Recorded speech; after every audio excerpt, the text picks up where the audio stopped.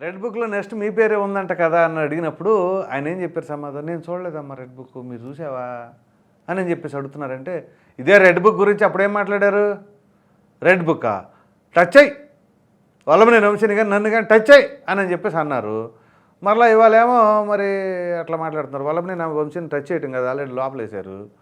మరి టచ్ అయ్యి ఒక్కొక్కడికి ఎవరు ఏంటో చెప్తానని చెప్పేసి అంటమే కాకుండా మరలా ఏమన్నారు, ఆ రెడ్ బుక్ని మడిచి అది ఇది అని చెప్పేసి అప్పుడు మాట్లాడారు. ఇప్పుడు అసలు ఏమీ లేవు, సాదా సీదాగా రెడ్ బుక్ అని నేను చూడలేదమ్మా, నువ్వు ఏమైనా చూసావా అని చెప్పేసి అంటామంటే, అంటే గెలిస్తే ధైర్యం, ఓడిపోతే భయం. ఇది పరిస్థితి. ఏ క్వశ్చన్ అడిగినా కానీ ఆన్సర్ చెప్పే పరిస్థితి లేదు. పార్టీలో ఉన్నారు కదండి, ఏ పార్టీలో అంటే ఒకవేళ క్యాసినో పార్టీ అనుకున్నారా, వేరే పార్టీ అనుకున్నారు, ఏ పార్టీ అనుకున్నారు, ఆయనకు ఉన్నదే ఒకటే పార్టీ, ఆయన ఉంది ఏ పార్టీలో, వైసీపీలో. మీరు పార్టీలో ఉన్నారు కదా అని అడిగింది ఆవిడ. అడిగినప్పుడు ఏ పార్టీలో అని అన్నారంటే దీన్ని బట్టి వాళ్ళు అసలు ఎక్కడా కూడా మెంటల్గా స్ట్రాంగ్గా లేరు.